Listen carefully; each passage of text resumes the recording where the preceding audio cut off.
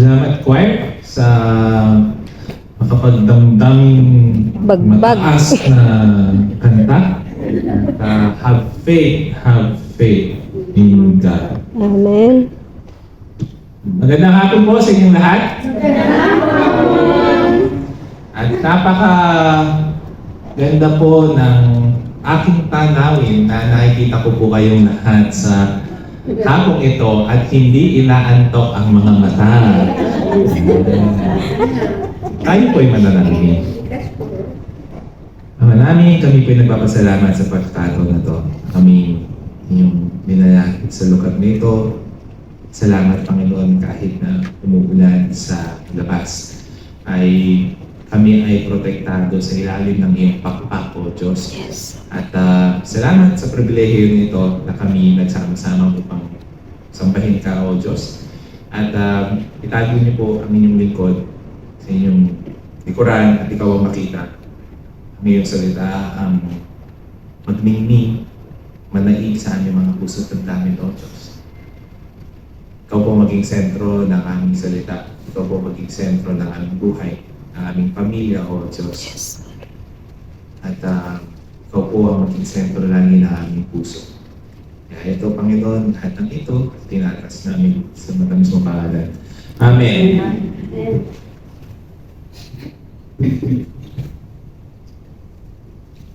Noong ako po ay naninirahan nagtatrabaho sa Middle East, ang aking katrabaho ko, ako at ang aking katrabaho ko ay naimbita sa isang breakfast place sa isang bahay ng aming kasama din sa trabaho.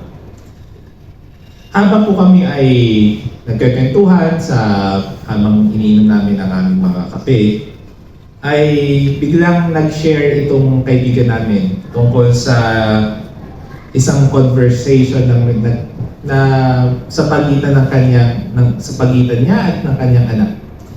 At shinare niya na habang nakabakasyon siya, na-decide ng kanyang pamilya na pumunta na magbakasyon sila mag-aama. At habang nakabakasyon sila sa isang hotel o sa isang lugar, ay biglang nawala yung kuryente, nag-brown out. At naging dahilan na hindi nakapag-charge yung mga gadgets, no? Yung mga iPad. May iPad daw nung time na yun. So, naging dahilan na na-board yung mga bata.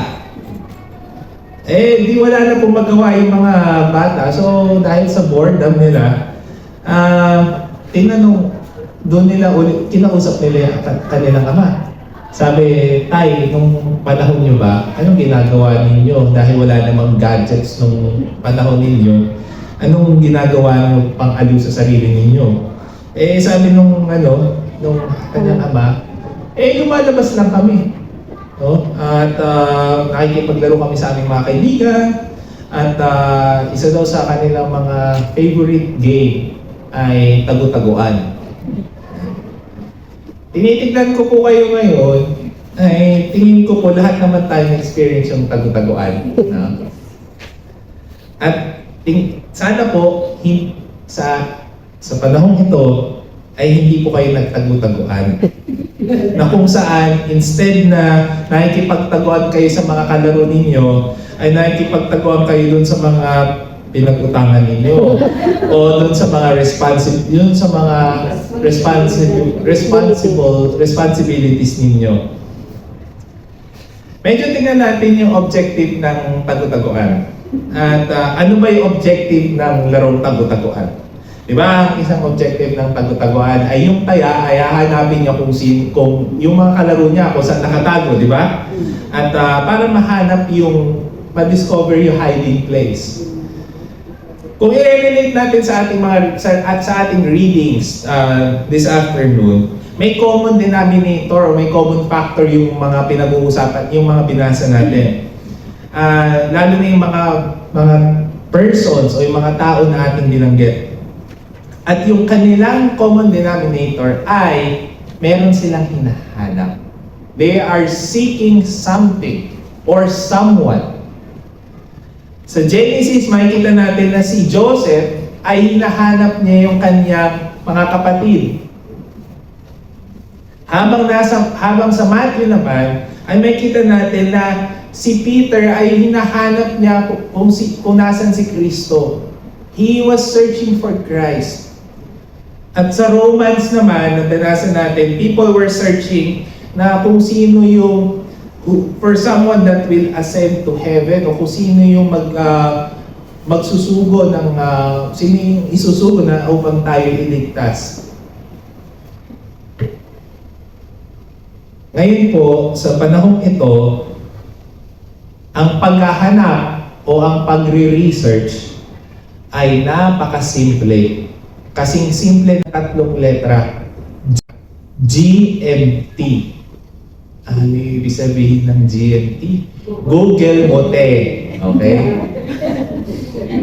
Google ay isang search engine. Para lang medyo tayo ay magkaroon ng dagdag knowledge. Ang Google ay isang search engine na naging popular. No?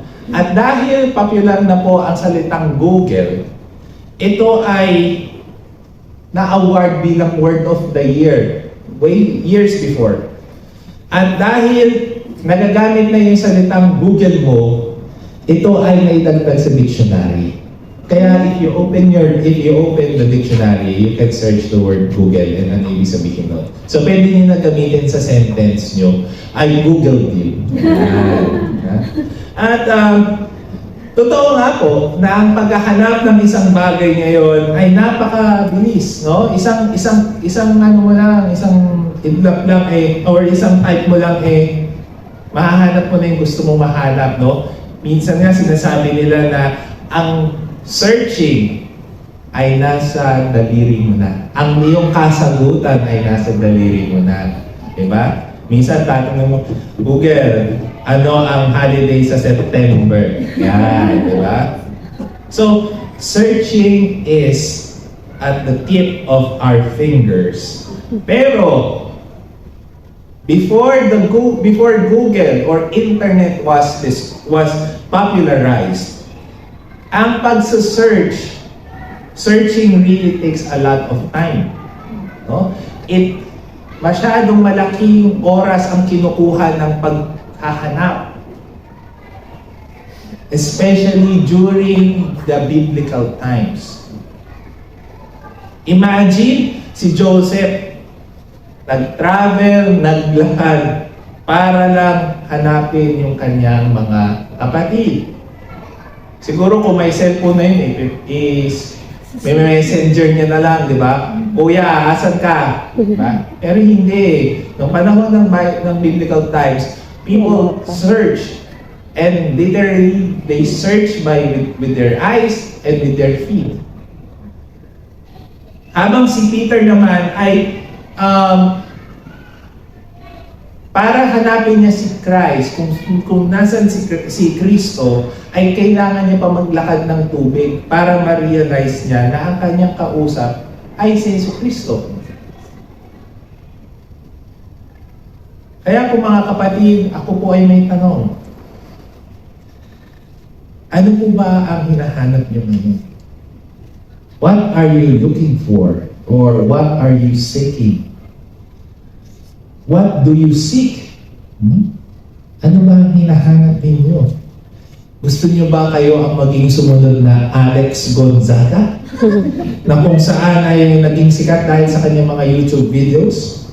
Or gusto niyo ba kayo ang maging susunod na FB real dancer? No? At maging famous sa kakasayaw ng Forever Young? Diba? Let me rephrase, no? Let me rephrase yung line ng questions ko sa pagiging realistic. Mga kapatid, ano po ba ang hinahanap niyo dito sa Hong Kong? What are you looking? Why did you come to Hong Kong? What is the main reason why you are here and away from your family? Tingin ko po, bago kayo pumunta ng Hong Kong, bago tayo pumunta ng Hong Kong, ay nanalangin tayo sa Panginoon na, Lord, gusto ko magtrabaho sa ibang bansa para po makapagbigay ng magandang buhay at na pagkain sa aking mga anak o sa aking pamilya. Eh ngayon po na nandito kayo sa Hong Kong, nahanap niyo po ba yung kasagutan? Nahanap niyo po ba yung tugon ng Diyos? Yes. Ang pagpo-provide pa rin po ba sa inyong pamilya ang top priority niyo po dito sa Hong Kong? O yung iniisip niyo na kung ano yung magiging content ninyo sa inyong Facebook o YouTube? Diba? Mga kapatid, at maraming distractions, no? Distractions in the process of seeking is inevitable. Ibig sabihin, yung mga distractions sa habang may hinahanap tayo ay talagang nandyan, hindi natin maiiwasan. Minsan nga may hinahanap tayo na damit lang, ang makikita natin, iba pa eh. Di ba? May gusto tayong hanapin pero mamaya na, teka lang, may nag-chat. Kasi kung titignan natin sa Matthew, sa ating nabasa, when the disciples saw Jesus, kung nakita ng mga disipulo na si Jesus ay naglalakad sa tubig, sila ay natakot. Nasabi pa nila ay multo. Diba? At umiyak sila. At nung nakita naman, at nung nag-umpisa na si Peter na naglalakad, at nung napansin niya, nung na-notice niya na malakas ang hangin, bigla siyang nalunod. Bigla na siyang nag-started to drown. If we concentrate, let's concentrate on yung doon sa ating Matthew. Yung sea, yung tubig, ay nagre-represent ng lahat ng nag-o-oppose sa Diyos. It represents all the temptations that can happen to distract you from seeking God. In the ancient world, ang sabi daw nila sa tubig, the sea, was the source of death and pain. Dahil daw yung mga sailors noon, pag lalayag na sila sa kanilang mga sa pangingisda, ang mga pamilya daw nila ay nagper-perform na ng ritual para na essential para sa kanilang funeral. Sabi mo, maghahanap buhay ka lang, yung pamilya mo nag-prepare na para sa funeral mo. Because they didn't expect them to come back. Ganon ang tingin nila sa dagat. And if they come back, ay ang reception daw o ang tingin, ang pakiramdam daw nila ay bumalik sa pagkapatay. No? They return from death. The sea was the absence of God. Kung sa popular belief, no, sabihin na, ay wala namang ano dyan mangyayari, walang kaligtasan dyan. Pero, sabi nga sa ating Biblia, na ang Panginoon natin ay ang Panginoon ng tubig at ng lupa. No? God is the sea, God is the God of the sea and the dry land. Kaya mga kapatid, when we seek God, temptations and challenges will come and will try to drown us. No? Itatry tayo na pabagsakin. Kaya mga kapatid, ano ba ang nilalaman ng inyong puso? What are you seeking now?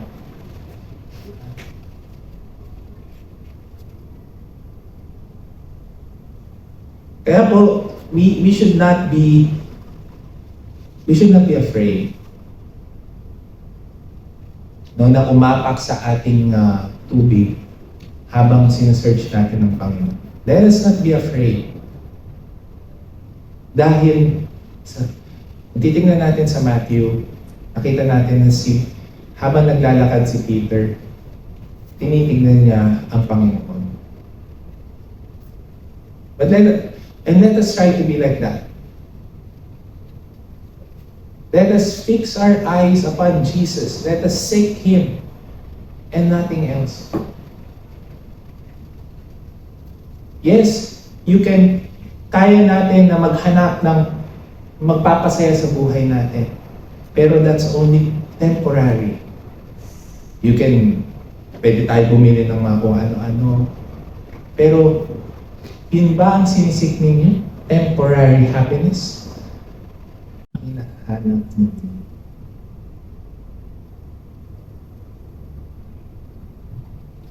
Kaya mga kapatid ko, let us not be afraid.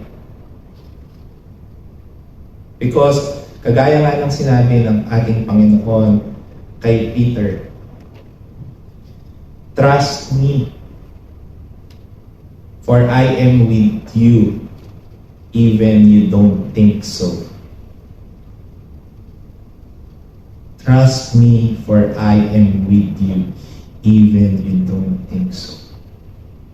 Habang pong sinusulat ko ang sermon na ito, gusto ko po na bigla ko pong naalala yung isang kwento, si Hachiko, yung aso. Kaya po siguro gusto ko yung lahi ng aso na yun dahil doon sa kwento ni Hachiko. Na kung saan ay si Hachiko ay araw-araw niya pinupuntahan yung isang railway station para hintayin yung kanyang amo. Si Hachiko ay naging symbol ng loyalty. At na kahit anong mangyari ay kahit na anong mangyari, nakandun pa rin siya, hinihintay yung kanyang amo. Sa ating mga kapatid, we don't need to the Lord already paid everything for us. And if you don't need to look sa central, sa worldwide, para hanapin ang Diyos. Buksan niyo lang inyong mga puso't ng dami. Andun ang Panginoon, kumakatok lagi sa inyo. Because when we seek God, we can find peace. Amen. When we seek God, we can find clarity in our life. When we seek God, we know the purpose of our lives, and that is to glorify Him, and that is to take care of our families, and that is to worship Him even in our workplace, even in our church, or kahit saan man, kahit na bumabagyo, pag nandun ang Diyos ang nasa puso mo, you can worship Him. You can glorify Him. Amen. Kaya po, if we are seeking mga kapatid sa Lord,